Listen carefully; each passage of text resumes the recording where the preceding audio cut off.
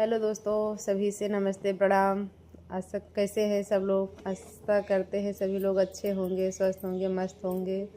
स्वागत करते हैं अपने यूट्यूब चैनल पे और फेसबुक पेज पे। हम लोग लेकर आए हैं एक छोटा सा नाच गीत चुटकुला। कैसे लगेगा कमेंट में ज़रूर बताना।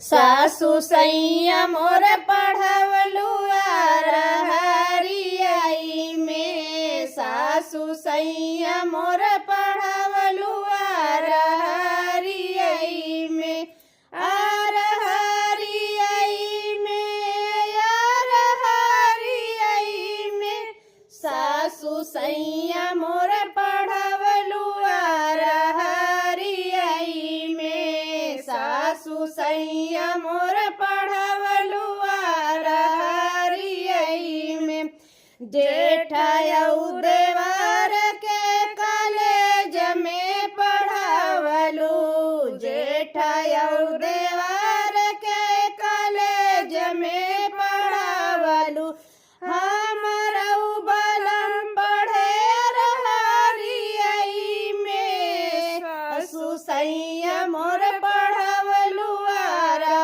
हरियाई में, सासु सैया मोर पढ़वलु हरियाई में, जेठायऊ देवर बोले अंग्रेजिया में, जेठायऊ देवर बोले अंग्रेजिया में, हमरऊ बलम बोले गरियाई में, सासु सैया मोर पढ़वलु हरियाई में, सासु सैया मोर पढ़वलु हरियाई में, जेठायऊ देवरवा कलमाई दिखावई, जेठायऊ देवरवा कलमाई दिखावई, हमरऊ बलमुआ